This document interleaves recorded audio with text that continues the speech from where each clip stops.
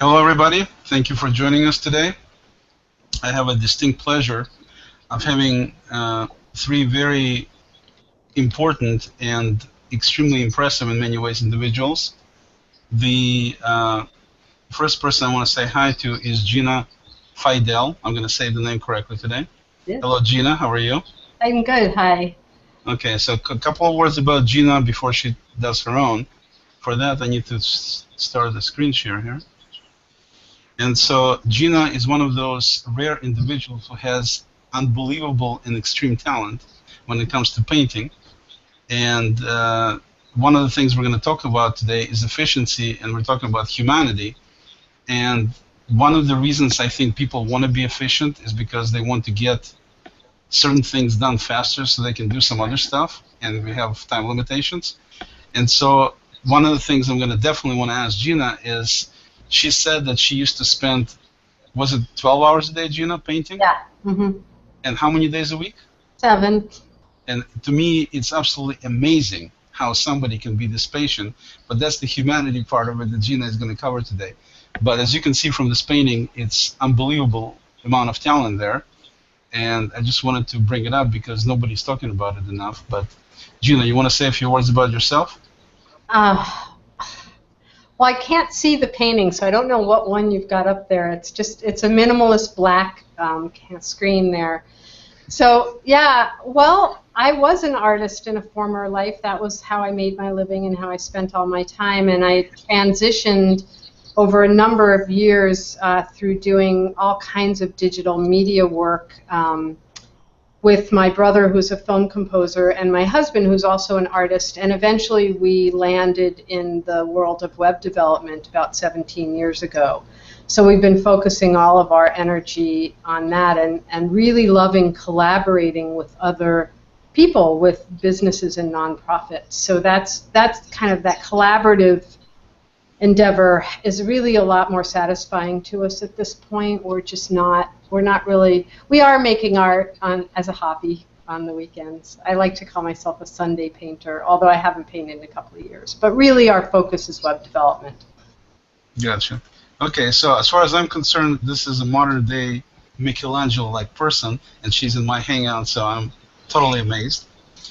Next person we have here, let me move right into the other display here. Let me stop this, and let me see if I got this other thing I can show you. The next person we have here, we'll go by age. So the youngest person here is a 40-year-old David Amerland, and let me pull up the picture of him so you can see what he looks like.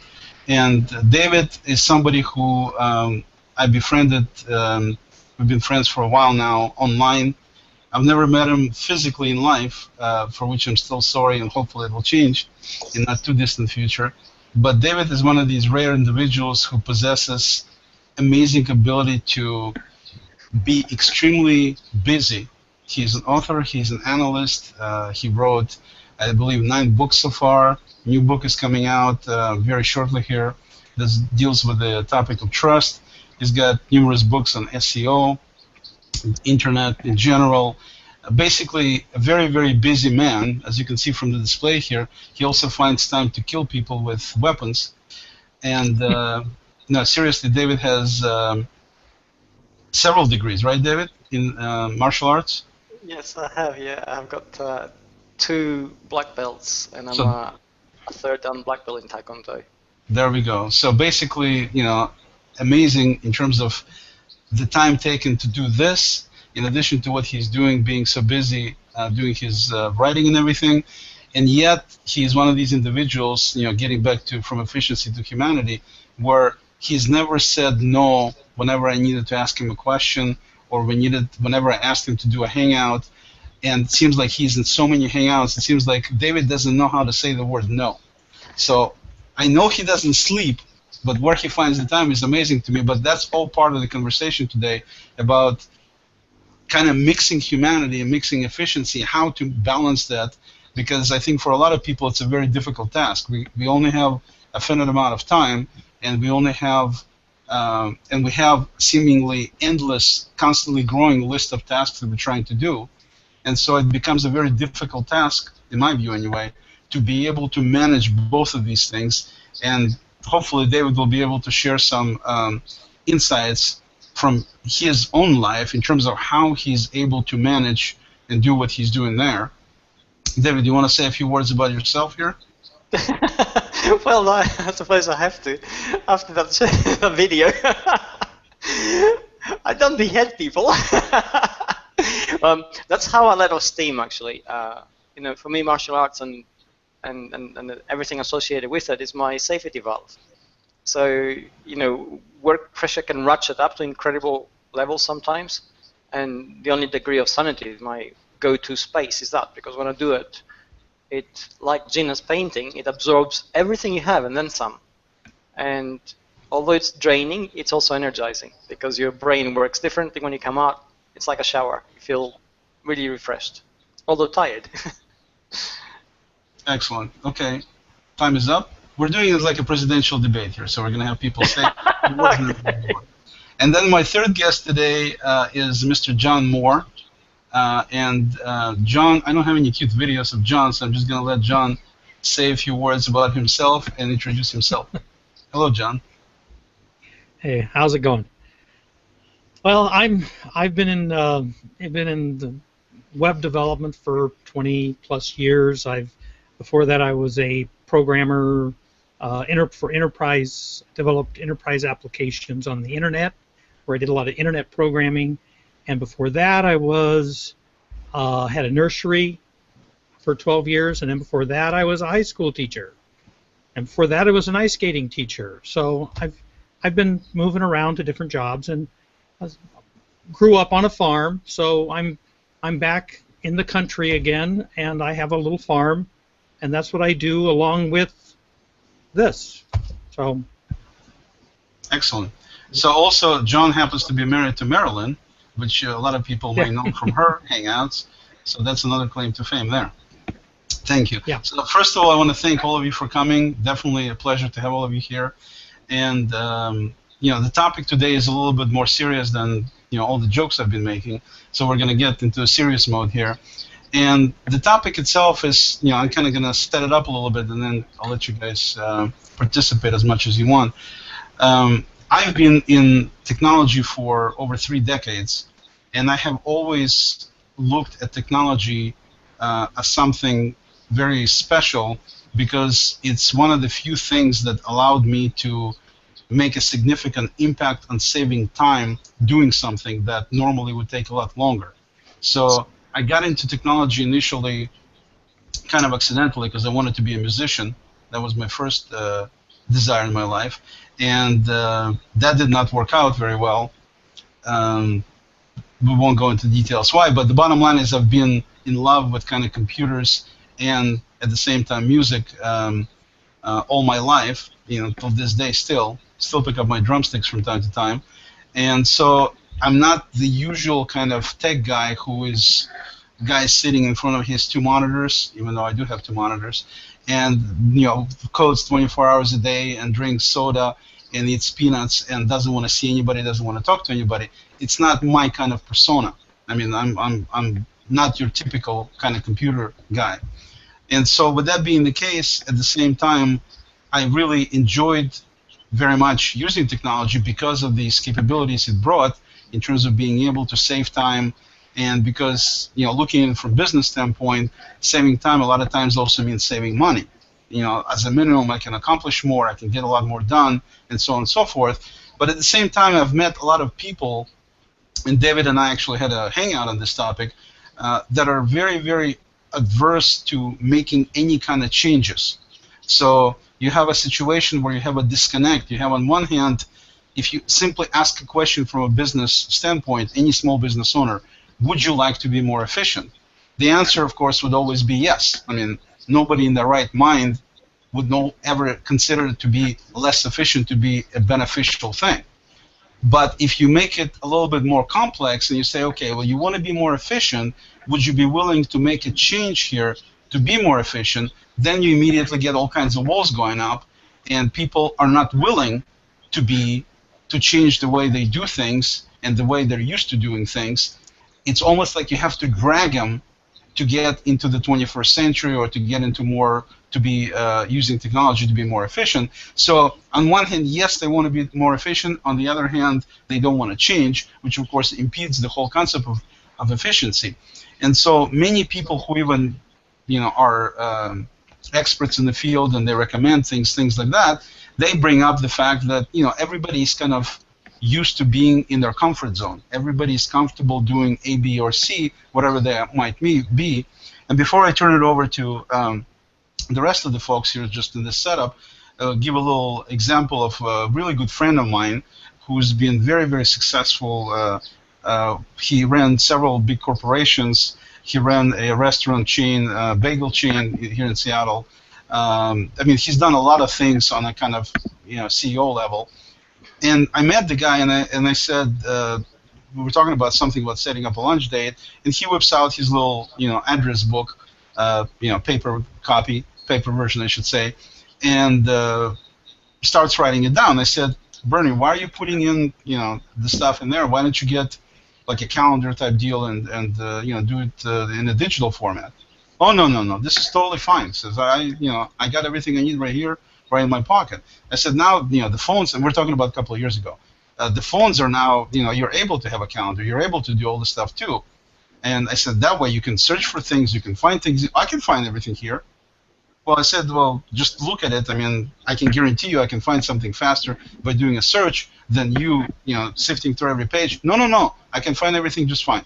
So this is an example, kind of, it's a true life example of somebody who's been in business, who's been successful, and yet completely disconnected in terms of looking at ways to improve things, even though a lot of these kind of people do look for ways to improve things, but they're not willing to change. And so I guess I want to, let other folks talk here with this kind of intro, talking about it from a philosophical standpoint, where, again, I'm coming in strictly from a computer IT standpoint, and to me, technology can help.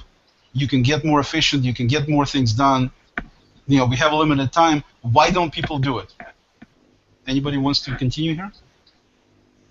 Well, actually, yeah. Okay, let's kick it off. And I think you made some very important points. Not least of which is we all like change, but no one wants to change. So there's a lot in that. But the reason why there is such resistance to anything like this is because we all get into a particular comfort zone, as you mentioned. But within that comfort zone, we create rituals which become a reaffirming part of our identity and our ability to do things. You mentioned your friend who's very successful, and I've met other people in very similar situations, so I empathize, who are also very successful to do things at a very high level of performance, and they still work with paper. You're absolutely right. It drives me nuts because they write things down, and then when we come again to later meeting, or I said, have you got this? He goes, oh, it's in my car. Why isn't it on your phone? Why isn't it on the web? Why isn't it in the cloud? I totally get that. But within that sphere, it's how they form their identity. And to ask them to change very quickly becomes threatening, certainly, and also disruptive. We may end up somebody who's very efficient in a very inefficient way, from our point of view, may become truly inefficient and perhaps even fail because they become so disrupted that they can't function the way they should. So I think whenever we actually introduce change, we can't just introduce it because it makes sense, although that should be the only guideline. We also need to introduce it within the context of the operating level of the person doing it. We need to take into account the humanity of it. And it needs to be introduced gradually. There has to be a real business case for it. And again, if we go to your friend's case, unless he actually has a significant fail because he's using paper, he's unlikely to want to change his way. And it's the same with businesses. Unless they actually meet an obstacle, they lose a significant competitive advantage, they perhaps lose money, or they falter significantly, they are unlikely to undergo through any kind of efficiency change, simply because it is painful and it's going to be disruptive to a certain degree internally and perhaps also externally in their marketing, and they're reluctant to undertake it. So basically what you're saying is that instead of bringing them efficiency and helping them get better, what you need to do is bring them enough pain where the pain threshold will be so deep that they're going to have to do that. Is that what we're saying here? Well, I think for any kind of, I mean, let's say somebody in your position where you come in and you say, you know, this is a better way of doing it. I think beyond the actual demonstration why it is a better way of doing it in terms of time and efficiency, etc., you need to also make a strong business case on the benefits associated within in terms of performance, long-term competitive advantage going forward. So that then makes it a more manageable approach in terms of consideration, and then it actually begins to become part of something that a business will want to actively think about. And I'm with you. I mean, Oleg, knowing how you operate and how you actually work, you take a very logical approach to many things, which I think is absolutely fantastic, and more of us should be. Unfortunately for businesses, they tend to work at a very emotive level. You know, you say, this is better, it's more efficient, we can actually use it and it'll gain us something. And what they hear is, what we're doing and we're comfortable with needs to go away, we need to learn new things, we're still fighting to keep the business going, we still have to make sales, we still have to do whatever it is we have to do every day. And now you're asking us to do something else on top of that. There's going to be a learning curve. Things are going to go wrong because inevitably we'll get something wrong because we don't learn immediately very quickly. So, you know, this is what they hear. They hear a certain level of pain being introduced. And what you need to do to be able to do in a business case is show that the short-term pain we're going to experience during the change is going to avert a much greater pain which is lying ahead, waiting for us.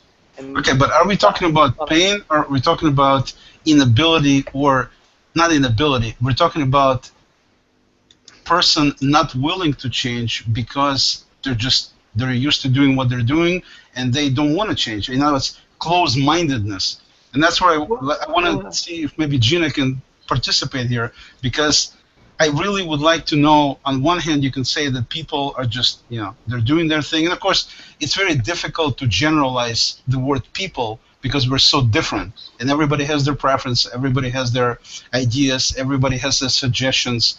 You know, it's very difficult, you know, like I always try to say, people are people, meaning everybody's different. But with that being the case, you know, without just throwing the whole thing away, I want to get some feedback from Gina in terms of if Gina was sitting literally for 12 hours, granted she was doing something she loved, but at the same time, it's a tremendous effort. So if you think about you asking somebody to make a few small changes by learning something new, how do you have people who have that kind of level of willpower to be able to do 12 hours a day, 7 days a week? So obviously people are capable of it, and then you ask people for a tiny little change, you know, stop using Microsoft Word and start using Google Docs, and there's immediately a wall going up. Gina, how do you explain that? Well, a few different things come to mind for me. Just sort of backing up.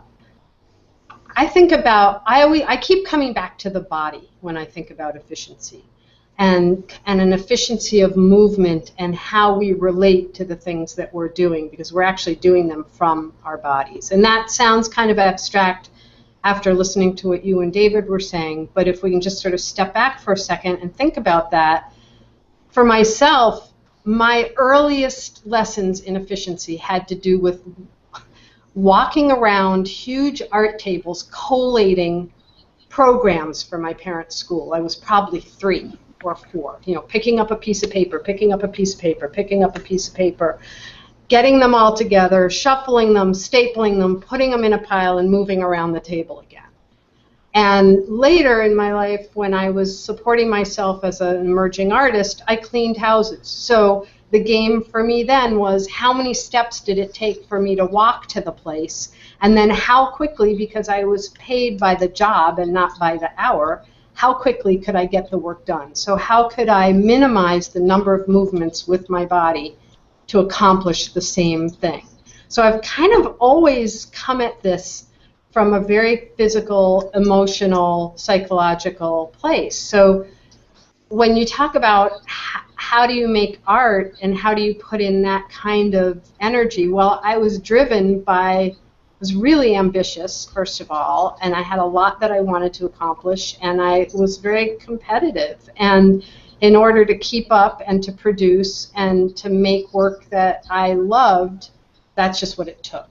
However, you know, I was a figurative painter, and I was using appropriated imagery from fashion magazines for a period of time. And there was a point at which I just became incredibly frustrated with drawing and the time that it took to kind of copy or reproduce a gesture or a drawing of a woman that I wanted to do. So I learned how to make a grid on a photograph and transform that grid onto the canvas, number the squares, and transfer the drawing or the image by matching up how it worked with the grid. Well, this is an ancient, well, not ancient, but it's a Renaissance procedure. It's not something that I invented, but it was an efficiency for me. And this was pre-digital, so I didn't have the option. I mean, now if I was doing that kind of work, it would just be such a breeze. And it actually has aided me in some of the later bird paintings that I was doing several years ago. But anyway, what I'm trying to say is just that I think that our relationship to the things that we do is highly personal. So if you approach somebody, and it's different when you're talking about a whole business and how they're operating and all of their procedures and functions. So I'm kind of bringing it down to a smaller scale, but I don't believe that people are narrow-minded. I don't think that's what it is. No, not narrow, close-minded, not well, narrow-minded. I don't even know that they're close-minded. I think that we find our way. We find what works for us. And sometimes when we dehumanize it and make things more efficient, we are doing that. We are dehumanizing. We're separating it from the things that kind of add to our aliveness. And when there's a mixture and somebody kind of finds the ways in which they use the most efficient tool and other ways in which they use their hand, and they have an attachment to the handmade or touch or the physical experience, things go into the memory differently. Things affect us emotionally differently. So anyway, I mean, I work with a lot of small companies that just, I want to knock my head up against the wall with some of the, well, I didn't check my email for a week. You know, I didn't know that you were ready, you know, etc. This is something I'm dealing with on a daily basis. So you and I have a lot in common there, and I'm talking for a long time here. I'm sorry. But no, it's okay. But let me just stop you right there for a second. Please stop something else. What I was going to say was that you mentioned that you were doing this really, you know, I don't know if the word tedious is the right word, but very time-intensive task, and you were doing it repeatedly over and over, and yet, even though you had the certainly the frame of mind to do it for your own personal reasons, you still came to a point where you wanted to get things done, as you called it, more efficiently. Yes. So you were looking for a way to reduce the amount of time it took you to do it, even though you had this amazing commitment time-wise, and you were doing what you were doing, still you were looking for something that would be more efficient, right? Yeah. And really important for me to add that it was the part of the process that I always hated. And Okay. So basically, creating that efficiency got me to what I thought was the juicy part, which had to do with paint and color and really making things happen. So it was really it was like the setup. I hate starting from scratch. I hate the setup part, and I love when I'm in the middle. So I found a way to cut the time on the how to get there to the part that I loved. Right. So what the point I'm trying to make, which is strictly philosophical, but still, is that even yourself, a person who did have the patience and had the ability, tenacity, everything involved with taking a long time to get something done, you still wanted to get some of these things to be done in a more efficient manner. And I think that's true of a lot of people. people who don't have the patience you have, and not to mention the talent and everything else, but I'm just saying, let's just say the patience level. And so this is the thing that's perplexing to me, is that if most people are looking at ways to cut time, be more efficient, it seems like a lot of people are looking for that, yet at the same time you have this disconnect. So from that, I want to move now to John to say a few words, because John has been in various endeavors for many, many years. He's been in technology for many years. He's obviously dealt with a ton of people himself. So, John, how do you look at this thing?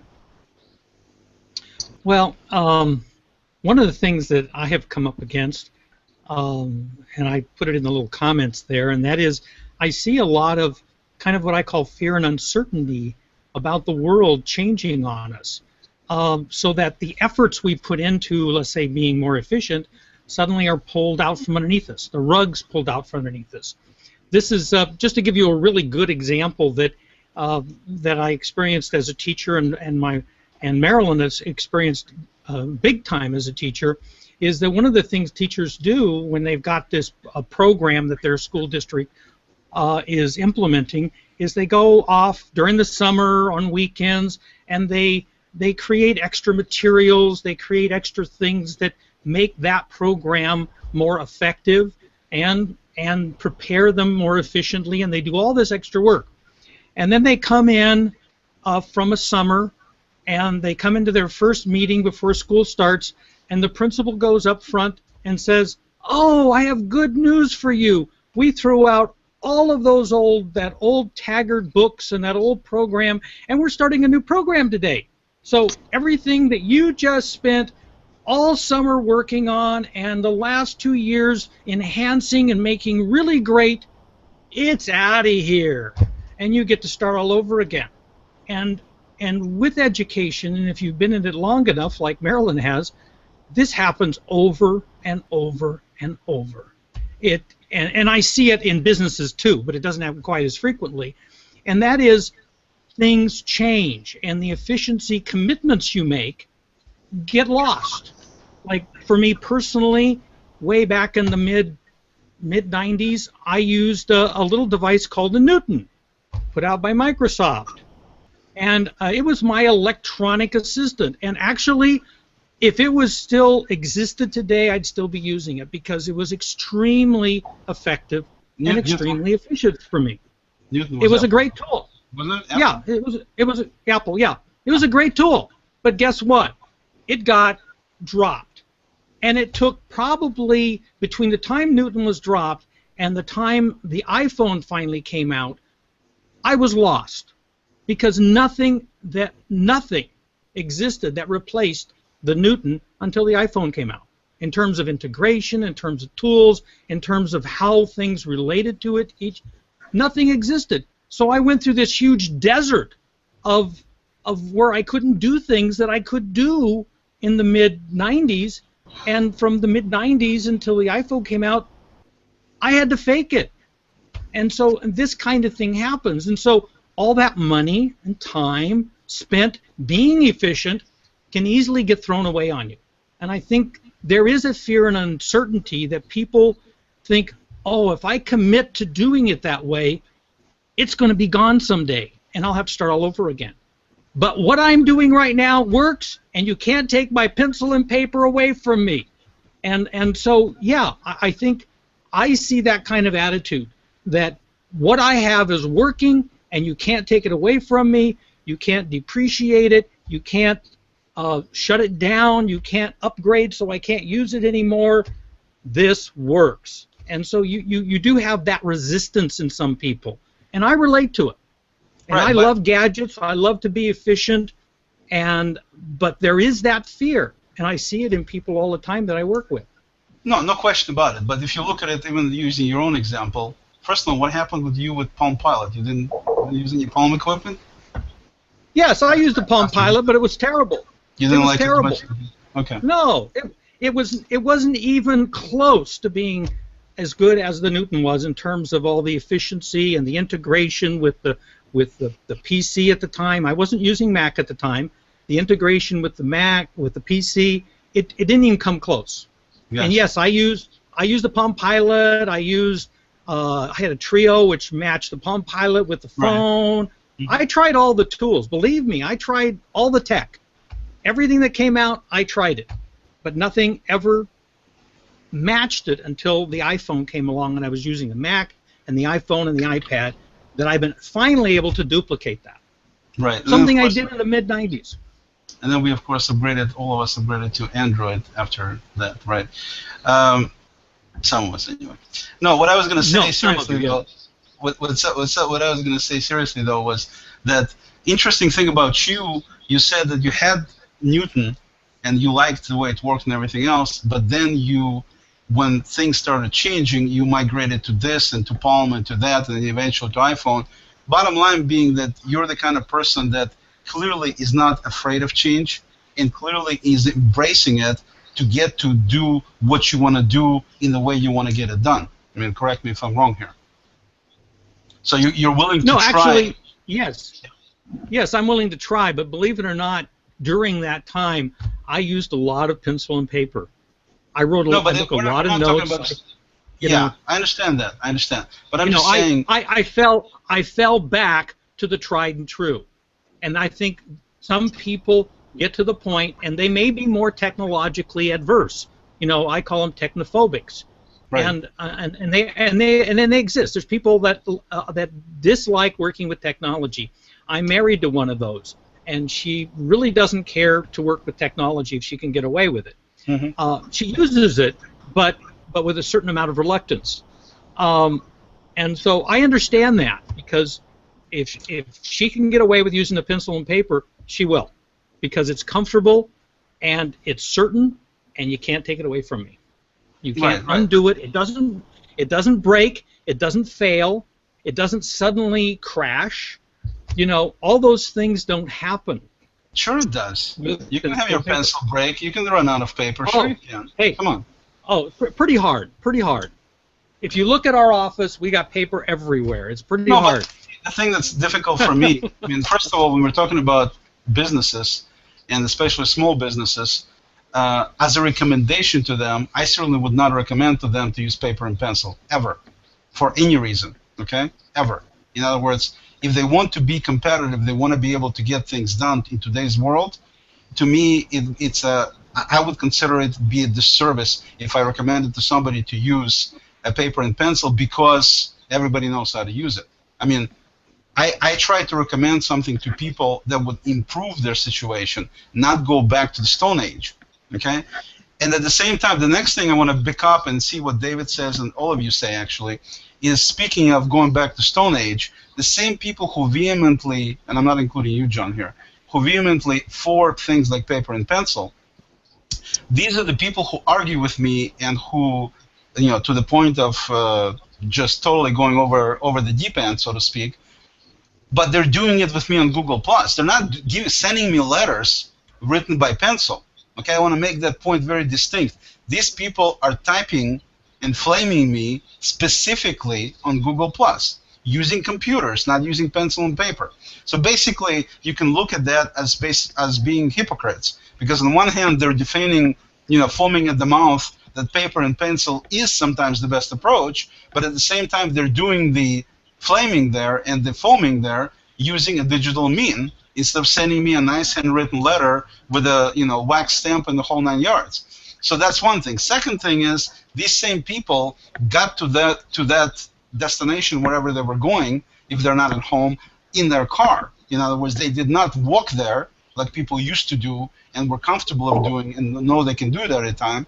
They didn't get on their horse like they did 150 years ago to get there. They got into a car or they got into a bus. So it seems to me like there is a certain level of disconnect, you want to call it hypocrisy, whatever you want to call it, whereby people do use and do change to move forward in time and using tools that are available today, but at the same time, it's all done with a great amount of resistance. David?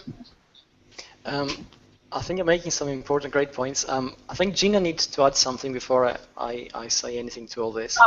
That's really sweet. We're kind of moved past it, but I just wanted to point out that part of why I adopted that method to help myself get through the painting is because when I looked at the calendar that was made with a piece of paper and a ruler and a pen and saw how many paintings I had to get done by what date so that they could hang in the gallery and be there for the opening and hopefully not still be wet. They usually were.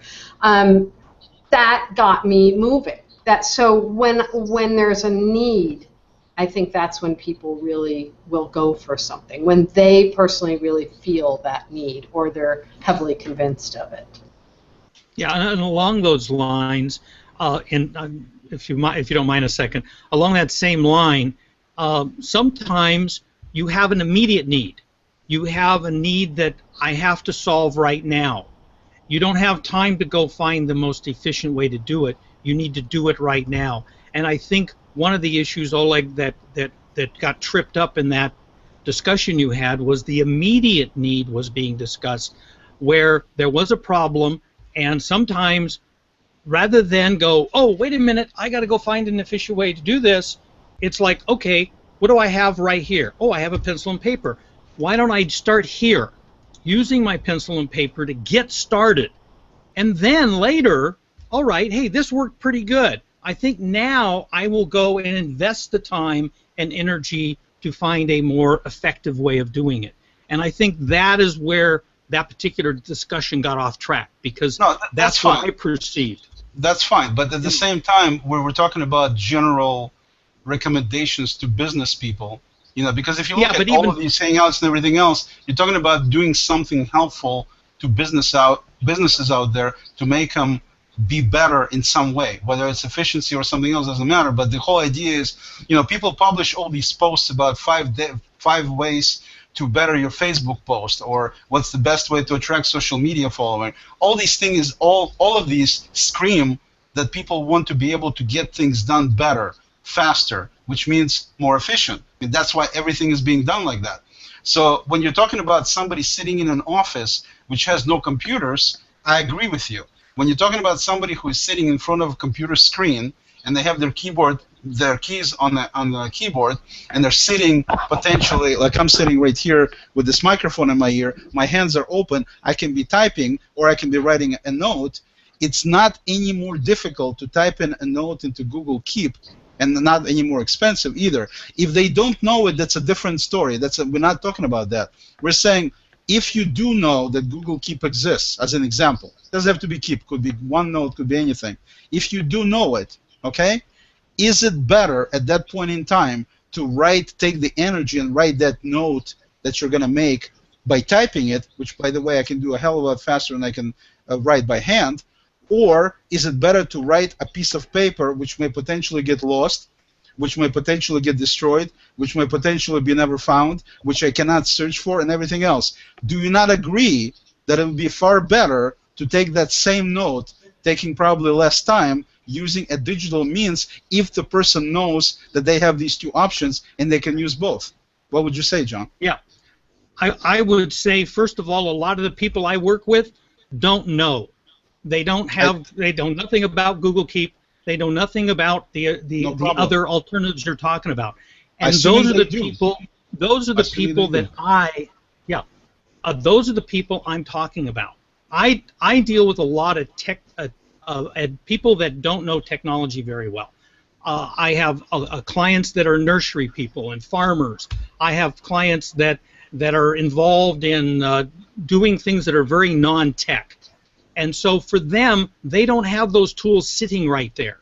So I usually say, okay, let's get you started on this task in a very non-technological way so that you can see the benefit of it. And once you see the benefit, then you have the motivation to move on, to then go, okay, is there a better way to do this? Oh, sure. And I'm the first one to then recommend to them. I have one client that I've had since 91, and they're a big nursery in the western United States. They probably cover most of the southwestern United States. And I have been very gingerly walking them into the 21st century. But I don't do it because I walk in and say, you need to be using this tool. Instead, I say, let's solve a problem. Oh, and by the way, now that you understand that we can solve it, how about doing it this way? Oh, okay, that works pretty good. Right. Okay, now how about doing it that way? In other words, gingerly taking them into each step. And I that's know. what I'm talking about. I know, but that we're talking about education, and this is the item that I always tell all of my clients and anybody I talk to that, when they say, well, you know all this stuff, I usually get a lot of that. Well, I don't know all this stuff, number one. I don't. Nobody knows all this stuff. That's one thing that everybody needs to understand. Second thing, whatever we do know, you, me, David, Gina, all of this is learned, okay? Something like Gina's painting, I could be painting for till I'm 200 years old, and I will never be able to paint like Gina does. So that's talent. That's different. How to use Google Keep is nothing more than taking some time to educate yourself. So I'm not talking about the scenarios where people don't know. I'm saying from a business standpoint, to help businesses, it's better for them to learn how to use some of these tools than to use the low-tech approach, because they're going to definitely suffer over time as a general rule. That's all I'm saying. Yeah, and I agree in a sense, but what I think is oversimplistic is that people tend to only move forward if they see the benefit. So you have to show them the way. There has to be Right. the education. People Education don't has to become be. Absolutely. Yeah. And like I Don't said, become all of us got educated. We were not born knowing this stuff. We got educated. Yeah. So everybody needs to go get educated. Yeah, but what happens to us, it happens to me too, is because I know this stuff, it seems obvious. It seems, oh, duh. But it's not for them. And we have to remember that it's not for them. That we have to gingerly walk them into these steps. We have to gingerly show each stage and how, oh, this is going to work better. Oh, how about this? And they will then want to. You talk about that resistance. Some of that resistance is right here. They don't feel like they're smart enough, or they don't feel like they know how to do it. And they're embarrassed by that. So they don't talk about it. They just say, I'm just going to use my pencil, because really under the hood they're going, I'm embarrassed because I don't know that stuff. Right, but we're talking psychiatry here, and we don't have any psychiatrists. So with that, let's go back to David. It's not, what David has to say. It's not psychiatry. Yeah, go ahead. I've been loving the discussion. I loved what Gina said about necessity actually being the source of a lot of efficiencies. I think John made a lot of important points about human nature. And Oleg, when we take what you say about efficiency, it makes absolute sense. There's no question about it. There's a lot of resistance to it at a very human level because of the fear and the uncertainty that John has mentioned, and also the learning curve involved. People are not prepared to do it unless they see a real benefit from that. And the entire discussion that sparked off this hangout on air, which got very heated and very personal, I think touched upon that humanity. The moment you challenge people's way of doing things, you're also challenging their identity. You're challenging their core values because they made some decisions and they're prepared to stand by them. So when you say to somebody, and I'll give another example out of this in a minute, when you say to somebody, there's a better way of doing this and I'm going to show you this, there's an implied suggestion that what they're doing is wrong and they haven't seen it. Mm-hmm. And that's what they resist. And I'll give you a real example now. I've been doing martial arts since I was 13. And if you talk to people who do martial arts, there are purists who will spend endless hours discussing a little flourish and a little move and a little, which is the tradition of martial arts. I've been doing competitive martial arts. When you do competitive martial arts, you want to get from point A to point B as fast as hard as possible and you need to hit somebody before they hit you back. So there's a real need for optimization and efficiency in that direction. So the little flourish and the little move which goes into a kata and has a 3,000-year-old tradition means zip to me in that context. When I get into that other context and say, hey, what you're doing is great, but there's a way to do it faster, they're prepared to throttle me because I'm negating an entire tradition. And with it, I'm negating their identity and the fact that they've chosen a martial art and the fact they've been doing it for 20-odd years and they're prepared to defend it to the death. And it comes down to that humanity. I must be prepared to accept that my experience in my context makes perfect sense. What I'm saying about optimization which in a martial arts is essentially a form of fighting, also makes perfect sense. But for that person in that context, what they're doing is fully fulfilling, and unless they step into my context, there's no point in discussing it for them. And that's the entire approach, really. Unless somebody can be shown that what they're doing is actually going to cause them real issues in the future, or is going to threaten the way their business works, or is going perhaps to jeopardize the ability to earn a living or succeed in what they're doing, they're unprepared to listen to any kind of change, because that change is essentially an attack on who they are. Yeah.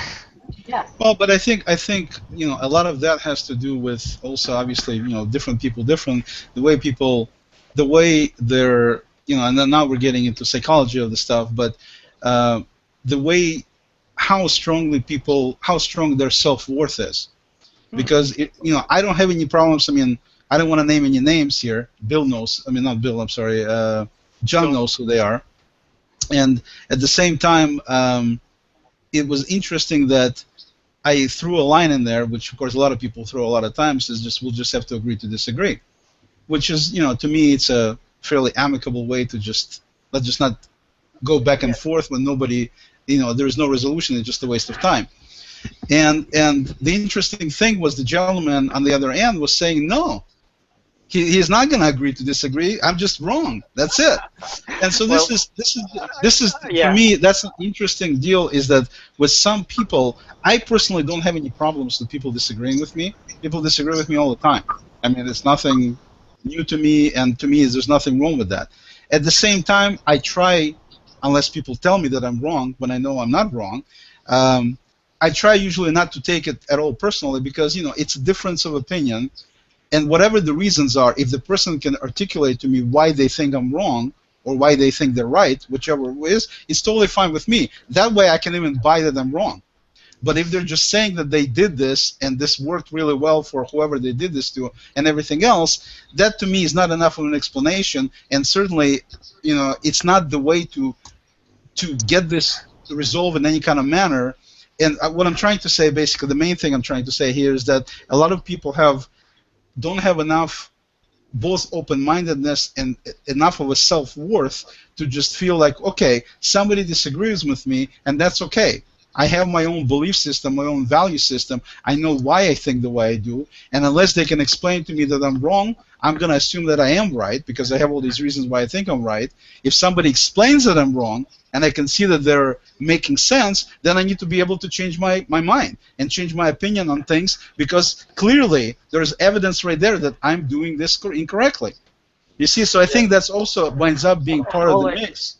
Yes, Oleg, I don't think anybody in their right mind would disagree with what you just said. And that's the way we should be operating.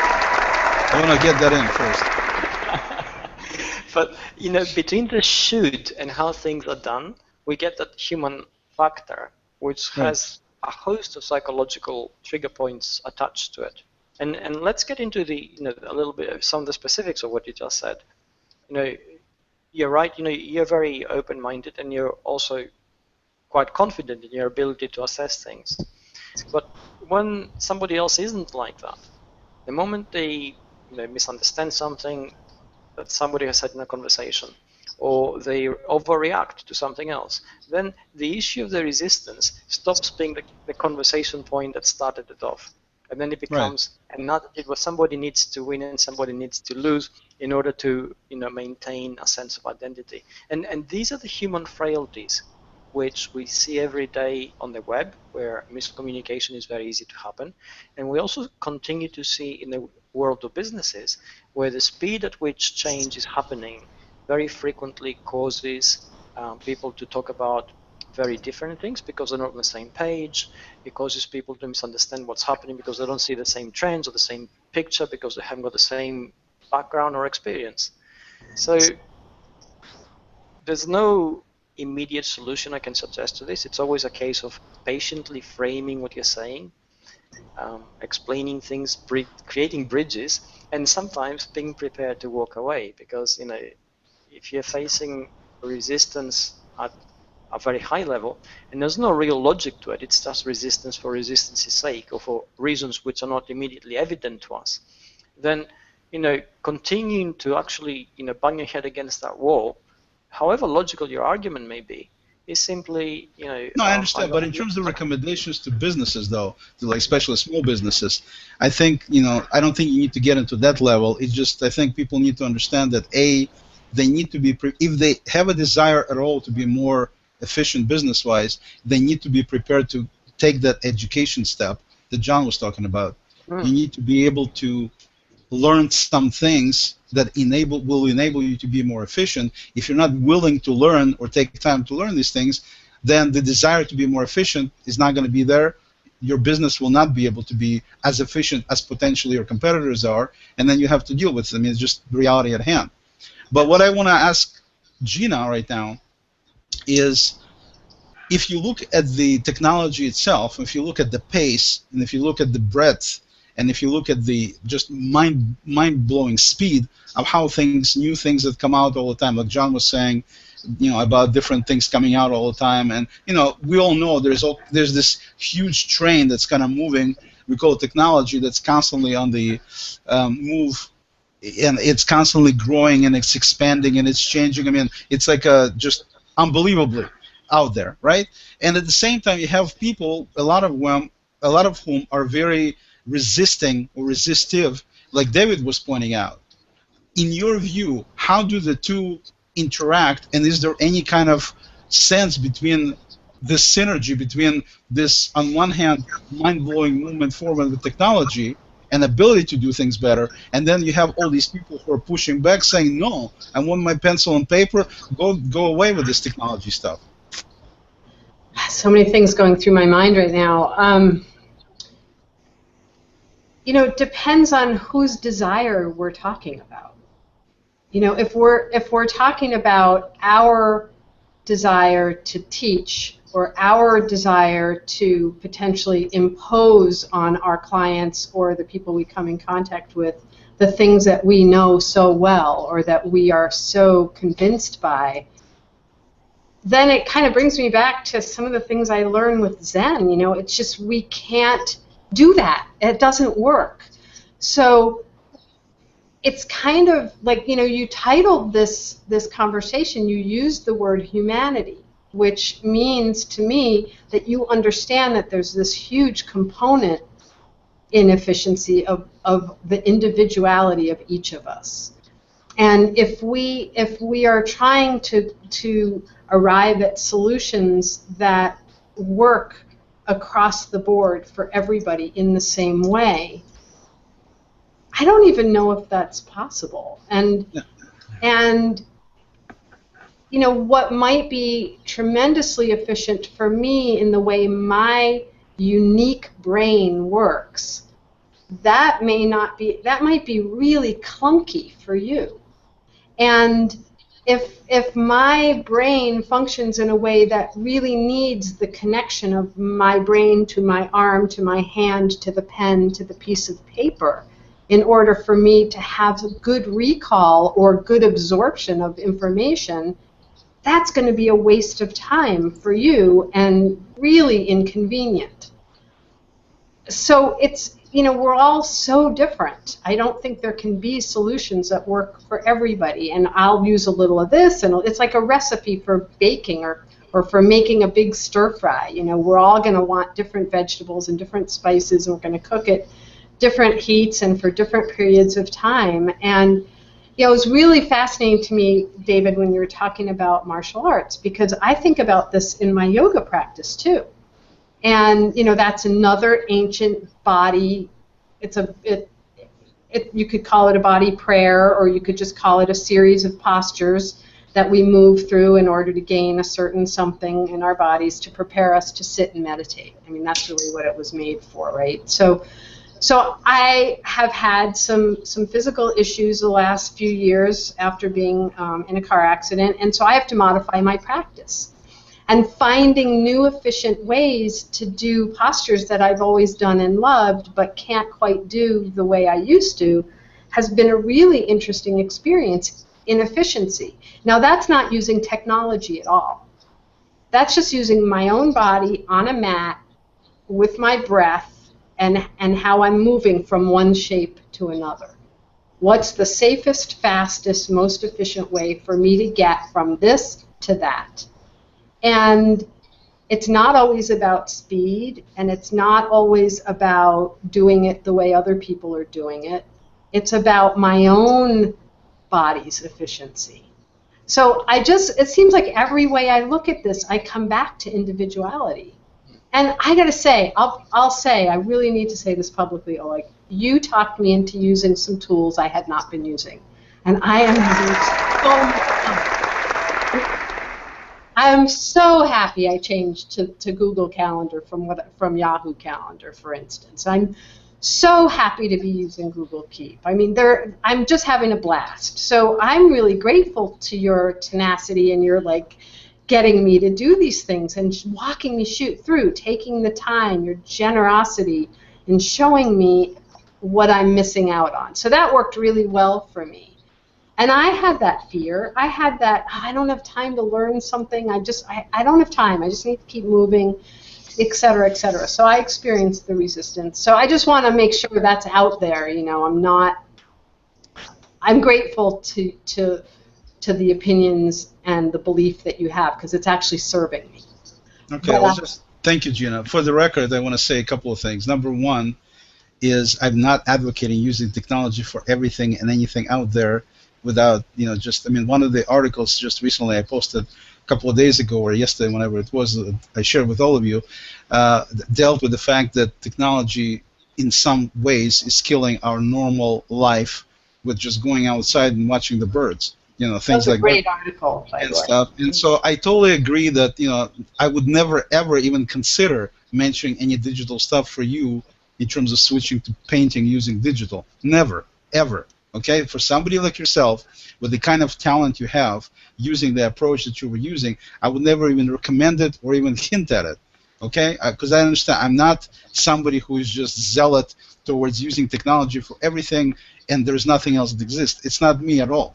When I play drums, actually I do play electronic drums, but still I play with sticks. It's not something that I program that plays for me, which I could do, but I don't. I mean, I sit down and play drums. Your body. So from that standpoint, it's not that I'm advocating. We're only talking about business, number one, and so I think that's very different. And I think a lot of things in business can be done more efficiently. That's what I'm a big proponent of. And that's why I mentioned to you about using calendar and Keep and what you can do with them. There's a lot of things that could be done in a lot of different ways, and efficiency itself is a moving target. Like you said, there's different people, so not only do they have a different skill set in terms of being more efficient and different education mindset, but at the same time they have different needs. So I'm going to do a little shameless plug here. One of the services I came up with, I'm calling it Spec Zone for my SPEC stands for Strictly Productive and Efficient Computing, something I put together a long time ago as an initiative for businesses what to adapt. And the idea is very simple. Most small businesses don't have an IT department, so I put together a service where for a very small amount of money, every month they have a continuous use of my 30-plus years of experience and knowledge to help them have that IT department as part of their company so they can do some of these things, some of this learning and being more efficient and having somebody guide them and help them as they otherwise wouldn't be able to do. And that's the reason, because I understand that they need these services, but at the same time, a lot of times they can't afford them, they don't know what to do. But that does not mean that for a second I'm advocating that everybody should just stop doing whatever they're doing in business and just throw everything away and start brand new. I'm just simply saying that for a lot of businesses, using technology is a major, major time saver and at the same time major money saver, and that's the reason I'm advocating it, not because I hate paper or I love trees, which both are true anyway, but it's definitely because it makes sense. I do have some papers that occasionally I do write myself, and I already forgot how to write in Russian and stuff like that, but it's very, very rarely when that happens, because to me, my son came from school the other day. I mean, I'm sorry, not from school. We were getting ready to take him to school, and they gave us this packet on registration day with all these papers, usual deal. And one of the papers was with the supplies to get. And he was gonna, whip it out and give it to me, and I'm like, I need to go around, get a bunch of stuff. I don't want anything like that. So he actually diligently put in this list into Google Keep. He shared the note with me, and while I was out about doing my stuff, and then when I got to the store, I had that note come up, simply check off the items as I bought for him, and I'm done. Next year, the list is going to be very similar, so he doesn't even have to come up with a list anymore. It's just done. So that's what I mean about doing some things like that to make things a little bit more helpful, make things more efficient, and that's what I advocate from that standpoint. I don't advocate efficiency for the sake of efficiency. I'm advocating using technology to help businesses where it makes sense. And if you're talking about, again, taking notes by paper and pencil, or taking notes into some kind of digital, definitely digital. So if you're in business, definitely digital. With that, I think we're going to wrap it up, because theoretically we could be talking about this until the cows come home. And that, let's see, I just want to see if there's any questions anybody says. And somebody said, nice, okay. Anyway, I don't see any questions that people are asking. So I will I'm just going to finish everything by having you guys say a few last words, and we'll finish with that. We'll start with Gina again, because she's the most talented creative person here. I've said a lot already. I think I just want to say that I'm not thinking just in terms of business, and I'm bringing in everything I can think of to inform how I might approach business. And so, I work with really mostly, small to bigger, small businesses, but I just didn't come to this conversation only thinking about business. And so when I think about applying the attitudes that I have or the thoughts that I have about this, I think my main thing for working with clients is just how to find the best possible route to the best possible solution. And I agree with you. It's not efficiency for efficiency's sake. It's when there's a need, and then how do you best fulfill that need in with the least amount of effort. And so that's where my encouragement always goes. But I'm not usually in a position to encourage the kinds of application that you're talking about. So, okay. Anyway. Thank you very much, Gina. John? I agree with you, Gina, that we look at our businesses and our lives, and we have to. There isn't really a fine line, and like that article that Oleg posted, oftentimes we do create a fine line. We put them in two compartments, and I think that's not really in the best interests of our lives to compartmentalize. But my key point has always been, when I work with people, is motivation. When I was a teacher, the first thing I did was to get kids turned on. Then learning whatever it is I was trying to teach them was so much easier, was so much more efficient. I taught math very at the beginning to a group of kids who were just about ready to get kicked out of school. It was actually my first teaching job. And so the very first thing I had to do, the worst thing I could have done was to sit down and make them learn algebra. The first thing I did was I took them outside and we started gardening. I actually got some dirt out there going with the school district and got a garden going. And then we started talking about, spacing out the vegetables and the timing and that. And then I brought that into the classroom, and before you know it, we were doing algebra. So I really believe in inspiring people to see a path, and then showing them more and more effective tools, more and more effective ways of doing it. And before you know it, they want to be efficient. They want to be effective because you've motivated them to see a path to it. Anytime that I've gotten resistance, it's because I jumped over that. I tried to go to the efficiency first. and then they pushed back.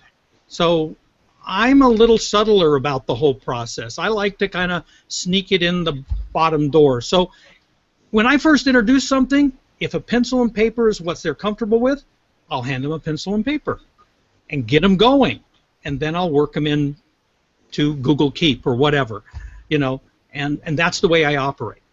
So. Thank you, John. Appreciate it. So the pencil industry sends some money to John because he's keeping you afloat. David? Oh, I love this. Well, what I'm going to say is that essentially this entire Hangout on Air is an efficiency in itself in terms of the way we exchange information and the views that were covered and the points of view that were aired. And I think it's perhaps an integral part of the change that we have access to people like you, Oleg, and like you, John, who essentially create the point of awareness of efficiency gains to be made. Because if we didn't have that, things would change a lot slower. And the acceleration which we see in terms of the way we change to work and the way we think and the way our minds connect would be incredibly slow. We'll be back to the 20th century. So I'm just grateful for that. I think we've covered a lot of important points. There's no black and white solution to this, but definitely everything moves towards an efficiency, a greater efficiency point of view in terms of application, and it just has to happen within a certain sort of realistic and practical frame of time. Excellent, excellent. Well, and I just, in the end, I'm actually going to point my camera to the outside here, so you can see our beautiful Pacific Northwest, and it's kind of hard to see, but you can see what I'm looking at outside. Usually when I work, and that's the point I want to make. That I think I agree with that article the other day. That when they talked about the fact that efficiency or technology, I should say, is definitely an important factor, especially in business. But at the same time, it's a balance thing. I mean, if you look at people, some people, they have all these jokes now. They're, families sitting around and they all have little cell phones and they all, do everything on a cell phone. And everybody and their brother pretty much is now on their little tablets and little cell phones and everything else. And you would think a person like myself, who is totally a big proponent of technology, would just yell, "Hooray! This is wonderful!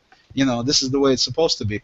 The reality of it is these same people who are resisting the change are the people who are on these phones, on these tablets, and these people what they're doing is they're wasting time. I mean, if anybody gets offended, I apologize, but that's exactly what you're doing. Is you're not really using technology for efficiency's sake. You're simply entertaining yourself, number one, which there's nothing wrong with that. But the amount of time being spent on these devices is definitely counterproductive to the whole concept of efficiency. And I'll say it myself, because it's exactly what's happening, because a lot of people do a lot of things with technology today, which winds up, either they binge watch on Netflix or whatever they're doing. It's definitely killing a lot of time. And people used to do TV, now they do this. It's the same deal. So when I talk about using technology from business standpoint, for the sake of efficiency, I don't mean for people to be on the computers 24 hours a day and never see a tree. Not at all. I'm just talking about a lot of tasks that are business-oriented, business-related, that have to get done, could be done better by using technology. That's all I'm saying. So with that being the case, I wanted to thank again Gina and David and John for coming in and talking to me today. I was expecting 3-on-1, type attack, which didn't occur. I promised Gina is going to be civil, that no blood will be spilled, and none was, obviously. Gina, we did okay, right? Yeah. Yeah, okay. Totally true to your word. Excellent. And so it's always a pleasure to talk to David. We do this, for his SEO help book series. We're going to be scheduling another one pretty soon, hopefully. And David, you want to say a few words about the new book for people who don't know it yet? Well, it's coming out at the end of this month. I'm still making some changes so I can meet the editorial requests. So we should be on schedule. I won't miss the print window, and I will alert everybody. It's on trust. It's a book on trust, and that's critical to pretty much everything we do. And it's the first book on it, so Exactly. I'm blazing the way again. Congratulations. I trust that you're going to grant me an interview at some point so we can talk about it. Definitely. And speaking of trust, and then Gina, I initially invited you for this hangout for a different purpose. To be honest with you, not different purpose. I just had no idea of the kind of talent I'm inviting here. So later on, I saw and I thought it would be perfect to have you come in to talk about the human end of it, and totally in awe of the talent and everything you said. I really appreciate it. Hi. Thank you. John, please pass my best to Marilyn. Even though you said she's not very tech savvy, at the same time she seems to do a really good job with the hangouts you guys do that are specifically for business, to help businesses. And I've listened to a number of them, and they're always extremely informative, certainly useful, and very well run. So maybe she's not as tech savvy as you are, but she's certainly no technophobe from what I can see. And at the same time, I just wanted, John, do you want to say a few words about the hangouts you do? Sure. We are actually I'm working with Gina and Marilyn, and we're actually after Gina's vacation, and she goes and recharges her batteries. Really cool. We're going to start talking again about coming up with some new formats to do some of the same kinds of things and helping small businesses better understand what they need to do and how they do it. And yeah, we've got some ideas, and we're going to get back to that. So I'm really enthusiastic, but I do want Gina to really savor her vacation and not think of anything but smell the flowers and do all that, because that's good. Yeah, we're really planning a working vacation, but I think as we get closer, I'm thinking more and more about taking some time to unplug. It's very hard. And Gina, being a female version of Michelangelo in her past, currently is working on websites for people. So Gina, you want to say a few words about Fat Eyes? Sure. I own Fat Eyes with my husband, Doug Anderson. We have been doing this for about 17 years, and we work with a lot of nonprofits and businesses, mostly local, but across the country, all different kinds of businesses. We do not have a niche, and we consider our specialty really to be helping businesses develop their online personality. And we're really passionate about it. We really love the collaborative aspect of it, which I mentioned earlier, and working on some really interesting projects right now, and always very busy and doing a lot. And it's interesting being involved with Google Plus and talking to people in other spaces and bringing that back to the company and kind of enriching everything that we do and injecting it with new ideas and new people that I get to meet. I'm just so fortunate, like David and John. So that's been great, kind of branching out. Did people notice that? Like David and John. Did you notice how my name was I know omitted? I just wanted to make sure that's clear. That's very I'm clear. sorry, My they've name was both omitted. just been very specifically, they've each really influenced my work very directly. So I'm sorry, Oleg. You notice she's continuing with this, that they really influenced, and she's just rubbing it more and more and more. But that's okay. Like I said, I'm just gonna stick my. I can stick my foot in my mouth. No, it's okay. It's fine. You did fine. But I'm assuming, getting back serious for just a fraction of a second, both you and John, the sites you do for people, it's not just local, right? You do it, anybody, anywhere can contact you. Yeah. And I know, Gina, you're at fateyesdevelopment.com, right? No, fateyes.com. Nice. Fateyes.com. Okay, so fateyes.com. And John, you're hopefully the new website one of these days soon. We're talking about John now. John, and you, and your website? Right Start websites. Hopefully we get you going on a right start, right? Exactly, exactly. So John is right, and then of course David Amerland doesn't believe in these additional names. It's just davidamerland.com. It's like super strong, in your face, just like his martial arts. So you can find all his books, and you can find tons of excellent articles on davidamerland.com. And so David. He also does consulting for big companies, so most people who listen here, you won't be able to afford David. Just, stick with buying his books. With that, I think I'm going to close up. Thank you, everybody, for watching. Thank you for joining us, and until next time, Thank you. Bye-bye. Take care. Bye-bye.